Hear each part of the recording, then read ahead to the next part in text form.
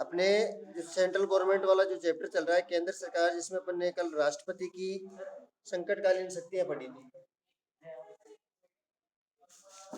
संकटकालीन शक्तियों के बारे में कल अपन ने देखा था। उसमें किसी के कोई डाउट रह गया हो, कोई समझ में नहीं आई हो, तो आप उसके लिए दोबारा पूछ सकते हो, फिर आगे का स्टार्ट करते हैं।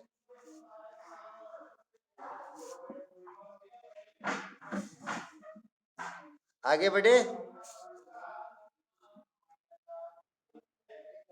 कोई दिक्कत नहीं किसी को?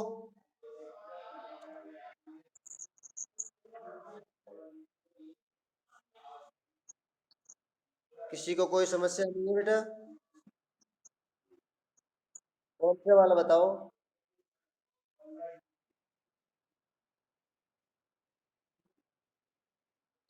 युद्ध का मतलब होता है अपने देश का किसी अन्य देश के साथ अगर युद्ध हो जाए, बाहरी देश जैसे पड़ोसी देश है, वो अचानक से हमारे देश पे ऊपर आक्रमण कर दे, तो वो जो स्थितियां होती है ना, उस स्थिति में आर्टिकल 352 का प्रयोग राष्ट्रपति द्वारा किया जाता है। इसमें दे रखा है ना, देखो कौन कौन से वर्ड जुड़े हुए हैं। युद्ध, बाहरी आक्रमण और आंतरिक अशांति। लेकिन ये आंतरिक अशांति को, जो अपना 44वां संविधान संशोधन हुआ उसमें इसको हटा दिया गया। तो इसमें कौन कौन से रह गए? एक तो युद्ध रह गया और बाहरी आक्रमण, यानी अगर किसी देश के साथ अपने देश का युद्ध स्टार्ट हो जाए, जैसे भारत और पाकिस्तान का युद्ध हो गया, भारत चीन का हो गया, या कोई दूसरा देश हमारे देश के ऊपर आक्रमण कर दे, तो उस कंडीशन में क्या करेंगे राष्ट्रपति? उसमें राष्ट्रपति शासन अनुच्छेद आर्टिकल 352 का प्रयोग करता है और संपूर्ण शक्ति को अपने अधिकार में ले लेता है। यानी पूरे देश की जो शक्ति है, पावर्स है, वो उसके अधिकार में आ जाती है। कि वो क्यों लिया जाता है, इसका कारण भी सुनो। वो इसलिए देता है बेटा, अपने यहाँ पे क्या है, जो लोकतांत्रिक जो व्यवस्था है उसके अंदर हमारी शक्तियों को क्या करते हैं, हम विकेंद्रित करते हैं, शक्तियों का बंटवारा करते हैं सब में। तो शक्तियों का बंटवारा होगा तो उस कंडीशन में क्या होगा, हम एक आदेश लेने के लिए हमें 3 अधिकारियों से पूछना पड़ेगा। जैसे एक छोटे वाला ऊपर वाले से पूछता है, ऊपर वाला उससे ऊपर वाले से पूछता है। तो ऐसी कंडीशन में अगर वो मान लो युद्ध उधर से आक्रमण कर दिया किसी ने, और आक्रमण कर दिया और इधर से क्या किया, ये इससे पूछेगा साहब हम भी आक्रमण करें क्या, हम भी गोली चलाएं क्या? फिर ये बोलेगा साहब रुको भी मैं साहब से पूछता हूँ। फिर साहब से पूछने जाएंगे, तब तक तो हमारे सैनिक मारे जाएंगे। तो इसलिए इस कंडीशन में क्या करता है, जो राष्ट्रपति होता है वो अचानक से क्या करता है, एक अध्यादेश लाता है और अध्यादेश के माध्यम से क्या करता है, वो आपातकाल घोषित कर देता है। और आपातकालीन स्थिति में क्या होता है, सारी शक्तियां किसके हाथ में आ जाती है? राष्ट्रपति के अधिकार क्षेत्र में आ जाती है। वो डायरेक्टली सेना को क्या कर सकता है, आदेश दे सकता है कि साहब आप इसे युद्ध करो या अपना बचाव करो। तो इसलिए इसका प्रयोग किया जाता है। मान लो हम अगर ये एक दूसरे अपने से बड़े वाले से, प्रधानमंत्री से या इनसे परमिशन लेने लगे, तब तक तो हमारे सैनिक मारे जाएंगे। तो बाहर वाले जो आक्रमण करेंगे वो इंतजार तो नहीं करेंगे कि ये भी जवाब देंगे। तो इसलिए युद्ध की स्थिति हो, बाहरी आक्रमण की स्थिति हो, या आंतरिक अशांति, अब ये क्या है, अपना खुद का पर्सनल मैटर है। आंतरिक अशांति का मतलब होता है अपने देश के अंदर ही अशांति उत्पन्न हो जाना। तो इसको इसलिए 44वें संविधान संशोधन से इसको हटा दिया गया कि इस कंडीशन में किसी राज्य में या देश में जहाँ कहीं भी अगर आंतरिक अशांति फैलती है, कोई दंगा फसाद होता है, किसी क्षेत्र में आंदोलन होता है और उस आंदोलन हिंसक हो जाता है, तो उस आंदोलन को अपने देश के आंतरिक भाग का मामला है वो, इसलिए इसके अंदर से उसको हटा दिया गया 44वें संविधान संशोधन द्वारा। अभी कौन कौन से रह गए? युद्ध और भारी आक्रमण के समय ही आर्टिकल 352 का प्रयोग किया जा सकता है। ओके, और कोई बेटा किसी को कोई दिक्कत? प्राइम मिनिस्टर वाला टॉपिक है अपने उसमें सिलेबस में?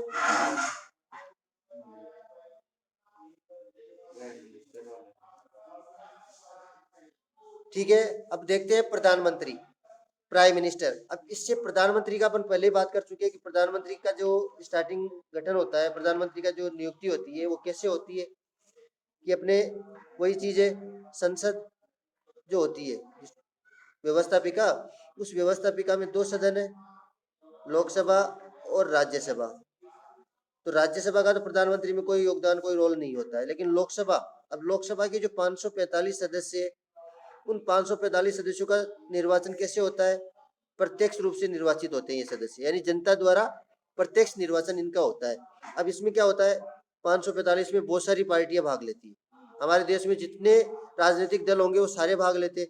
अब जो सबसे बड़ी पार्टी के रूप में जो जिसको सबसे ज्यादा सीटें जो जिसके सबसे ज्यादा सदस्य जीत कर आएंगे, जैसे अपन बात करें पिछले चुनाव के 545 में से किसी ने 320 ले ली, एक पार्टी ने, दूसरी ने 70 सीट जीत ली, तीसरी निर्दलीयों में काउंट करते हैं तो बाकी के 320 और 390 तो ये हो गई। अब 390 के बाद में बची कितनी, 155 सीट चली गई अन्य के पास। तो इस कंडीशन में यहाँ पर सबसे बड़ी पार्टी कौन सी है, जैसे अपन ए और बी दे देते इसको नाम, तो ए वाली पार्टी सबसे बड़ी हो गई। तो अपना जो राष्ट्रपति होगा वो क्या होगा, इस पार्टी को अपना प्रधानमंत्री नियुक्त करने का या अपना नेता चुनने का या अपनी सरकार बनाने के लिए इनको आमंत्रित करता है। जिस पार्टी के पास सबसे ज्यादा सीटें होती है उस पार्टी को और अपने देश का राष्ट्रपति क्या करता है, सरकार बनाने का निमंत्रण भेजता है कि साहब आप सरकार बनाने के लिए आपके पास पर्याप्त बहुमत है तो आप सरकार बना सकते हो। अब वो सरकार बनाने के लिए उनको क्या फॉर्मेलिटीज, क्या तरीका अपनाना पड़ेगा, ये 320 में से अपने में से किसी एक व्यक्ति को या बाहरी किसी व्यक्ति को पूरी पार्टी का क्या करना, इस दल का क्या चुनना पड़ेगा, दल का नेता चुनना पड़ेगा कि हमारा एक प्रतिनिधि होगा, पूरे दल का एक नेता होगा। इस नेता को क्या किया जाएगा, राष्ट्रपति क्या करता है, फिर प्राइम मिनिस्टर की जो सीट है प्राइम मिनिस्टर की शपथ दिलाता है और इसके माध्यम से इस दल के मुखिया को क्या बना दिया जाता है, प्रधानमंत्री बना दिया जाता है। फिर सेकंड प्रोसेस स्टार्ट होती है कि प्रधानमंत्री का नियुक्ति हो गई, राष्ट्रपति ऑलरेडी है तो राष्ट्रपति और प्रधानमंत्री दोनों मिलकर क्या करते हैं, मंत्री परिषद का गठन करते हैं। तो अपन पहले बात कर रहे हैं केवल प्रधानमंत्री की, तो प्रधानमंत्री को देखते हैं।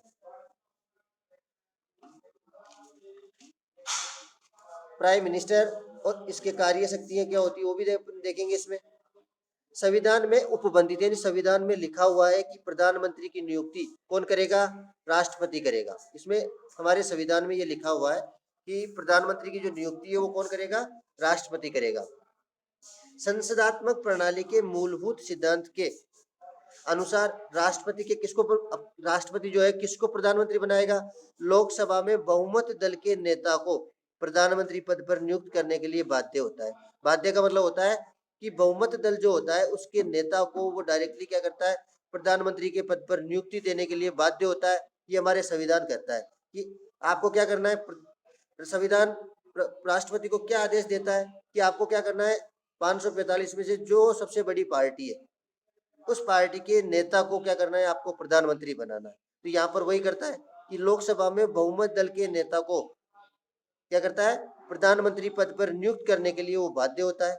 फिर भी कुछ ऐसी परिस्थितियां हो सकती है जिनमें प्रधानमंत्री की नियुक्ति के संबंध में वो क्या करता है, स्व विवेक का प्रयोग भी कई बार, विवेकार्थ होता है वो स्वयं, जैसे अब इसने कहा है कि जिनमें राष्ट्रपति प्रधानमंत्री की नियुक्ति के संबंध में स्व विवेक का प्रयोग करता है, लेकिन कब, कुछ विशेष परिस्थितियों में, कुछ ऐसी परिस्थितियां। अब कैसी परिस्थितियां हो, वो इन परिस्थितियों में, जैसे अपन यहाँ पे बात कर रहे थे, यहाँ पे तो पूर्ण रूप से अब कोई सरकार है, 545 टोटल सदस्य और 545 में से जिस सरकार के पास 222 और प्लस का मतलब होता है 222 से अधिक सदस्य सीटें हो। अब यहाँ पे क्या हुआ कि तीन पार्टी मानते हैं अपन, एक तो ए हो गई, ए को सीट मिली 220, बी को सीट मिली 190, फिर कोई इसका निर्दलीय जो है, अब निर्दलीय को कितनी मिल गई, यहाँ पे कितनी हो गई है, 310।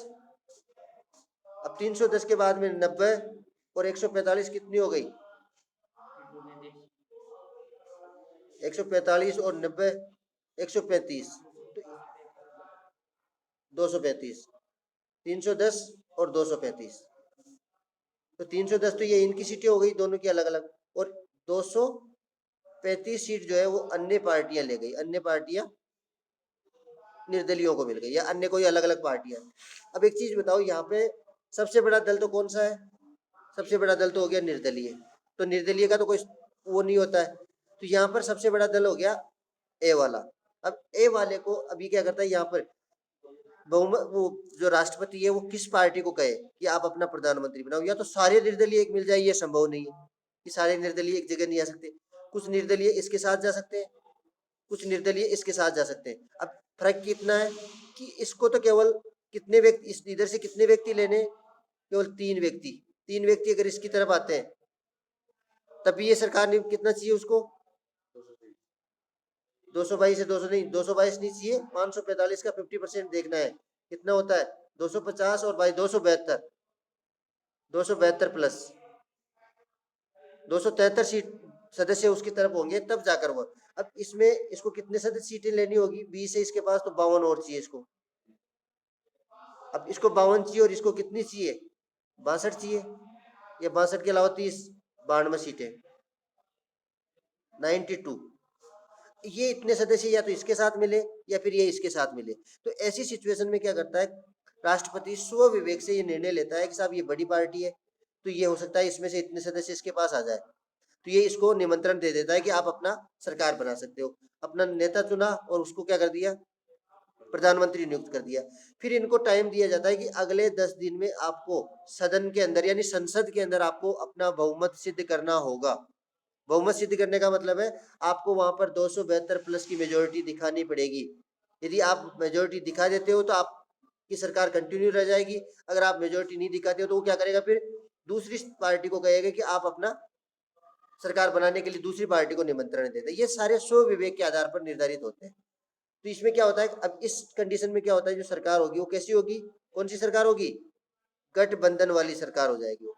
अगर बीच में गठबंधन वाली सरकार में, गठबंधन का मतलब दूसरे साथ के साथ मिलकर के इन्होंने क्या किया, सरकार बनाई है।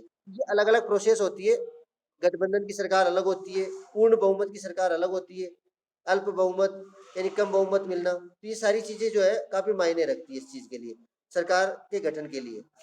तो इसमें ये जो वर्ड दिया है ना, फिर भी कुछ ऐसी परिस्थितियां हो सकती है। अब ऐसी परिस्थितियां कई बार आ जाती है जब सरकार को पूर्ण बहुमत नहीं मिलता तब, ठीक है। तो ऐसे तो प्रधानमंत्री की नियुक्ति होती है। अब आता है प्रधानमंत्री के कार्य, शक्तियां और अधिकार, यानी प्रधानमंत्री के पास कौन से कार्य है, प्रधानमंत्री क्या कार्य करता है, क्या अधिकार है, क्या पावर्स है उसके पास। अब प्रधानमंत्री के पावर्स अपन पढ़ते हैं उससे पहले अपन ने राष्ट्रपति के पावर्स भी पढ़ी, तो राष्ट्रपति और प्रधानमंत्री के पावर्स लगभग लगभग एक जैसे ही होते हैं। संसदात्मक शासन व्यवस्था के अंतर्गत प्रधानमंत्री ही संविधान भवन रूपी वृत्तखंड की मुख्य शिला होता है। इसने कहा कि संसद के अंदर शासन व्यवस्था के अंतर्गत प्रधानमंत्री ही संविधान भवन, हमारा संविधान को क्या मान लिया, एक भवन, भवन रूपी वृत्तखंड की मुख्य शिला होता है। यानी उसको मेन जो आधार है, वो आधार कौन होता है, प्रधानमंत्री होता है। सरकार को संचालित करने का कार्य मुख्य रूप से प्रधानमंत्री द्वारा ही किया जाता है। इसके पास क्या कार्य होता है, क्या शक्ति है, तो पहला कार्य और पहली शक्ति तो है मंत्री परिषद का निर्माण, यही करता है। अब देखो इसमें जैसे ही वो प्रधानमंत्री अपना पद ग्रहण करता है तो करने के बाद प्रधानमंत्री का सबसे पहला कार्य होता है मंत्री परिषद का निर्माण करना। प्रधानमंत्री ही निर्णय करता है कि वैधानिक सीमा के अंतर्गत रहते हुए मंत्री परिषद में कितने मंत्री होंगे और किस किस को कौन कौन से पद, कौन कौन से विभाग दिए जाएंगे। ये सारा निर्धारण कौन करता है, प्रधानमंत्री। अब इसके साथ अपन एक और दूसरा पढ़ते हैं कि राष्ट्रपति को भी अधिकार प्राप्त है, लेकिन यहाँ पर सारा डिसीजन तो कौन ले रहा है, सारा डिसीजन कौन ले रहा है, प्रधानमंत्री। किसको मंत्री बनाना है, कितने मंत्री बनाने, किसको कौन सा विभाग देना है, लेकिन साइन किसके होंगे, राष्ट्रपति के। कि इसको मंत्री बनाया जाता है, सिग्नेचर करेगा राष्ट्रपति। सारे डिसीजन कौन लेता है, प्रधानमंत्री, और लास्ट में उसको स्वीकृति या सिग्नेचर करने का काम करता है राष्ट्रपति। इसलिए ये शक्ति राष्ट्रपति को भी प्राप्त होती है। दूसरा आ गया मंत्रियों में विभागों का बंटवारा और परिवर्तन। किसी मंत्री को दूसरा विभाग देना है, उसका विभाग बदलना है, या मंत्री को कौन सा विभाग देना है, तो ये सारे कार्य, इन सब का निर्धारण कौन करता है, प्रधानमंत्री। लेकिन लास्ट में वही सिग्नेचर वाली प्रोसेस, उसको उस पद की शपथ कौन दिलाता है, उस पद पर कौन बिठाता है, किसके सिग्नेचर होते हैं, तो राष्ट्रपति के होते हैं। मंत्रियों में विभागों का बंटवारा करते समय भी प्रधानमंत्री क्या करता है, स्व विवेक के अनुसार ही कार्य करता है। स्व विवेक का मतलब अपने खुद के विवेक से, अपनी खुद की बुद्धि से किस व्यक्ति को कौन सा मंत्री पद देना है। और प्रधानमंत्री द्वारा किए गए अंतिम विभाग वितरण पर साधारणतया कोई आपत्ति नहीं की जा सकती। अगर किसी प्रधानमंत्री ने किसी व्यक्ति को कोई सा भी पद दे दिया तो उसके लिए कोई आपत्ति नहीं कर सकता। आपत्ति का मतलब ये है कि जिसको उसने बना दिया उसको बना दिया, इसका कोई ऑब्जेक्शन नहीं होता है। ऑब्जेक्शन करने वाला क्या करेगा, बाहर हो जाएगा। ये ऑब्जेक्शन कब चलता है, जैसे अपन बात कर रहे थे थोड़ी देर पहले कि फिर भी कुछ ऐसी परिस्थितियां हो सकती है। तो ऐसी परिस्थितियों में अगर किसी व्यक्ति ने सरकार का साथ दिया, सरकार का साथ गठबंधन किया कि साहब आप मेरे को मंत्री बनाओ, तो मैं आपकी पार्टी के साथ आ सकता हूँ। तो जब गठबंधन की सरकारें होती है तो उसमें क्या होता है, ऐसे व्यक्तियों को ज्यादा तवज्जो दी जाती है। अगर उनको ज्यादा तवज्जो नहीं देंगे तो वो क्या करेंगे, अपना हाथ पीछे खींच लेंगे और सरकार क्या हो जाएगी, अल्पमत में आ जाएगी। और अल्पमत में आने का मतलब होता है सरकार गिरना। तो यहाँ पर भी वितरण पर साधारणतया कोई आपत्ति नहीं की जाती है। मंत्री परिषद, दो शक्तियां हो गई, दोनों शक्तियां राष्ट्रपति को भी होती है। तीसरी है मंत्री परिषद का कार्य संचालन, मंत्री परिषद के ऊपर नियंत्रण रखना, उनकी बैठकों। तो प्रधानमंत्री मंत्रिमंडल की बैठकों का क्या करता है, सभापति होता है। मंत्रिमंडल जिसको अपन बोलते हैं कैबिनेट मिनिस्टरों की बैठक, मंत्रिमंडल की बैठक। तो मंत्रिमंडल का जो मुखिया होता है वो कौन होता है, प्रधानमंत्री। तो सारी बैठकों की अध्यक्षता कौन करता है, प्रधानमंत्री ही करता है। मंत्रिमंडल की समस्त कार्यवाही का संचालन प्रधानमंत्री के द्वारा ही किया जाता है। मंत्रिपरिषद की बैठक में केवल उन्हीं विषयों पर विचार किया जाएगा जिसके लिए प्रधानमंत्री ने कार्यसूची या एजेंडा पहले से, प्रधानमंत्री ने पहले से तैयार कर रखा है कि आज हमारी जो मीटिंग है उसमें केवल ये बातचीत होगी, उस बात के अलावा कोई अन्य बात नहीं की जाती है। तो उसका एजेंडा पहले से निर्धारित होता है और उसी एजेंडे पे उसी विषय पर बातचीत होती है, अन्य विषय पर वहां पर बात नहीं होती है। तो ये तीसरा अधिकार जो है, ये दो तो राष्ट्रपति और प्रधानमंत्री दोनों को थे, तीसरा है ये प्रधानमंत्री को प्राप्त है। चौथा पॉइंट है शासन के विभिन्न विभागों में समन्वय। जैसे अपन बात करें, अलग अलग मंत्री उसने बना दिए, अब उन मंत्रियों को आपस में एक दूसरे की सहयोग की भावना, विभिन्न विभागों के मध्य समन्वय बनाए रखना, ये कार्य भी किसकी जिम्मेदारी होती है, प्रधानमंत्री की। प्रधानमंत्री शासन के समस्त विभागों में समन्वय स्थापित करता है जिससे कि समस्त शासन एक इकाई के रूप में कार्य कर, पूरी कैबिनेट मिनिस्टर जो होते हैं पूरे के पूरे एक साथ मिलकर देश के विकास के कार्य कर सके। एक व्यक्ति इधर भागेगा, एक इधर भागेगा, यानी उन दोनों में अगर मतभेद होंगे तो उन मतभेदों के कारण क्या होगा, बहुत सारे कार्य अटक जाएंगे। तो ऐसे मतभेद सबको दूर करने का काम, जिम्मेदारी किसकी होती है, प्रधानमंत्री की। नेक्स्ट पांचवा पॉइंट है कि लोकसभा का नेता बिल्कुल होता है, लोकसभा का नेता है तभी तो प्रधानमंत्री बना है। प्रधानमंत्री संसद का मुख्यतया लोकसभा का क्या होता है, नेता होता है। लोकसभा का नेता अलग चीज होती है और लोकसभा अध्यक्ष अलग होता है। तो ये प्रधानमंत्री लोकसभा नेता को बनाया जाता है। कानून निर्माण के समस्त कार्य, जब कानून बनाते हैं तो उसके सारे कार्य प्रधानमंत्री के नेतृत्व में ही सारे काम होते हैं। कौन सा कानून बनाना है, कैसा कानून बनाना है, ये सारे काम किसके नेतृत्व में किए जाते हैं, प्रधानमंत्री के नेतृत्व में। वार्षिक बजट सहित सभी सरकारी विधेयक उसके निर्देशों के अनुसार ही तैयार किए जाते हैं। जैसे अभी हम बात करें कि इस जनवरी के एंड में या फरवरी के फर्स्ट वीक में अपने देश का बजट जारी होगा, सालाना वार्षिक बजट जिसको जारी करते हैं। वार्षिक बजट का मतलब होता है कि हमें कौन कौन से क्षेत्रों में डेवलपमेंट करना है, कौन कौन से क्षेत्रों में हमें डेवलपमेंट की आवश्यकता है। तो उसके लिए क्या करता है, प्रधानमंत्री बजट जारी करवाता है। और ये बजट जारी कौन करता है, वित्त मंत्री। लेकिन वित्त मंत्री किसके निर्देशन में बजट जारी करता है, प्रधानमंत्री के निर्देशानुसार ही वो बजट तैयार करता है। तो वार्षिक बजट सभी सरकारी विधेयक, कोई भी कानून उसके निर्देशानुसार ही क्या करते हैं, तैयार किए जाते हैं। अगला जो पॉइंट है 6 नंबर, राष्ट्रपति और मंत्रिमंडल के बीच में संबंध स्थापित करना। राष्ट्रपति की बातों को मंत्रिमंडल तक पहुंचाना, मंत्रिमंडल की बातों को राष्ट्रपति तक पहुंचाने का कार्य भी अब एक चीज बताओ, यहाँ पे राष्ट्रपति सीधा मंत्रिमंडल वालों से संपर्क तो करेगा नहीं, वो तो किससे करेगा संपर्क, सीधे प्रधानमंत्री से, और प्रधानमंत्री अपने मंत्रिमंडल को संपर्क करता है। सार्वजनिक महत्व के मामलों पर राष्ट्र के प्रधान से केवल प्रधानमंत्री के माध्यम से ही संपर्क किया जा सकता है। अब देख लो, सबसे महत्वपूर्ण पॉइंट है कि सार्वजनिक महत्व, सार्वजनिक महत्व के कोई मामला है और उस संबंध में यदि कोई मंत्रिमंडल का सदस्य राष्ट्रपति से संपर्क करना चाह रहा है तो संपर्क केवल प्रधानमंत्री के माध्यम से ही कर सकता है, डायरेक्टली वो संपर्क नहीं कर सकता किसी मैटर पर। वह राष्ट्रपति को मंत्रिमंडल के निश्चयों से परिचित कराता है और वही राष्ट्रपति के परामर्श को मंत्रिमंडल तक पहुंचाने का कार्य भी करता है। राष्ट्रपति के परामर्श को कहां तक, मंत्रिमंडल तक पहुंचाने का काम, ये सारी जिम्मेदारी किसकी होती है, प्रधानमंत्री की। अगला है विभिन्न पद प्रदान करना।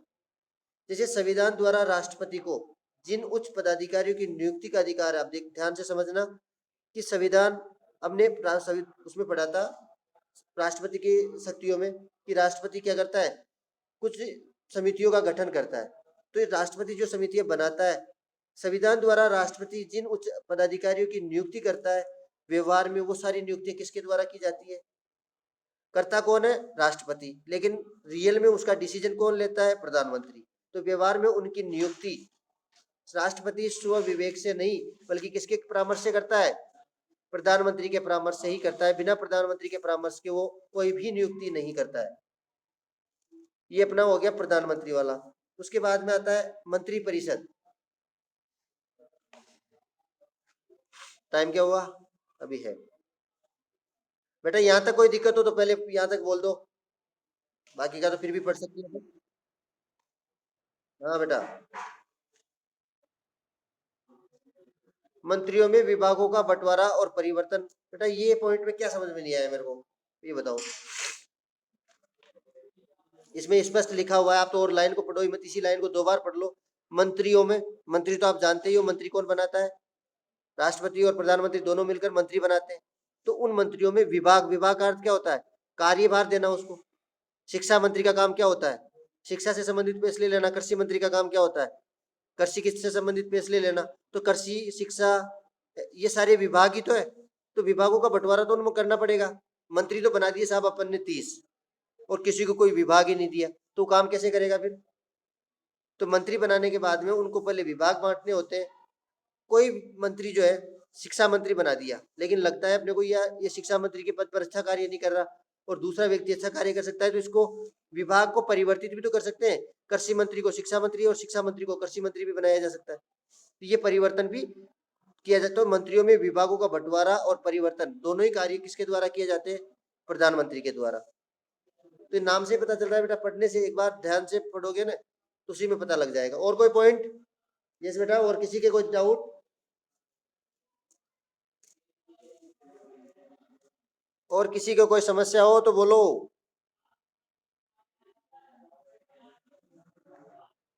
यस बेटा।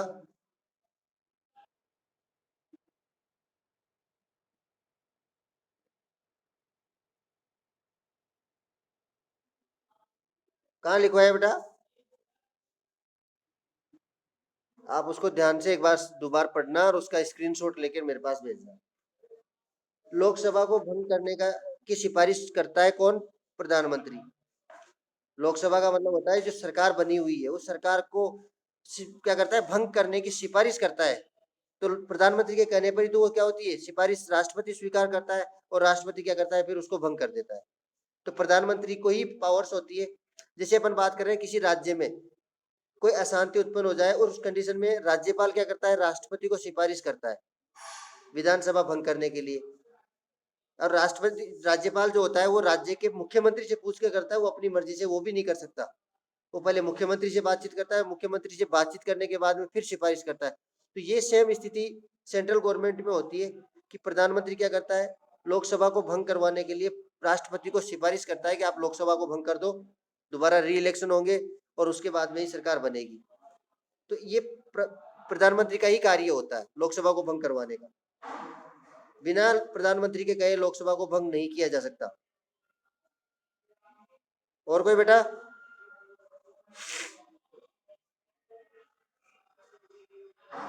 और कोई ऐसा पॉइंट जो समझ में नहीं आया हो बेटा अभी भी?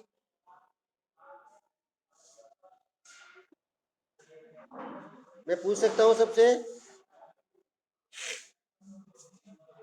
अरे सब तैयार हो?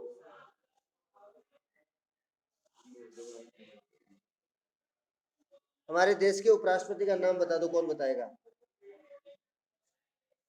देश के उपराष्ट्रपति कौन है?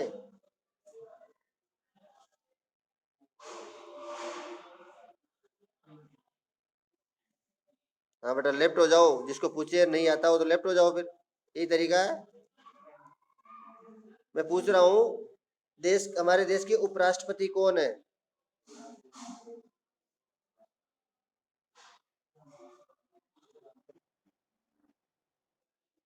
किसने बताया? ज्योति।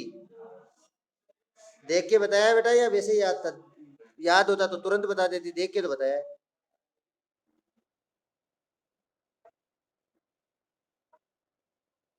अच्छा अच्छा अच्छा अच्छा।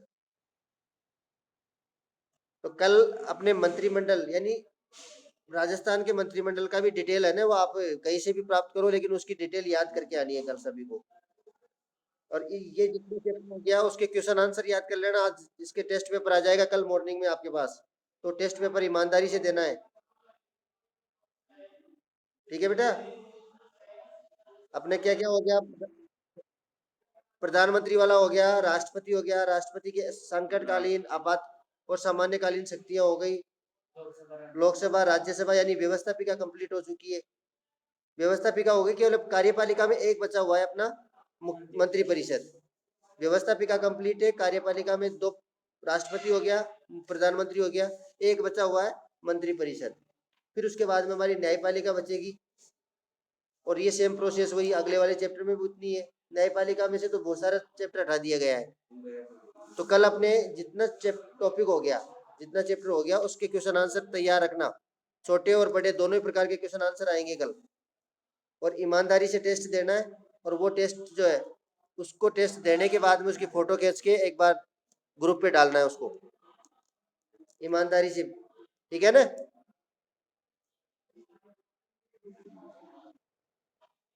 और कोई दिक्कत रहेगी हो तो बताओ बेटा। ठीक है, चलो एक एक करके लेफ्ट हो जाओ, चलो।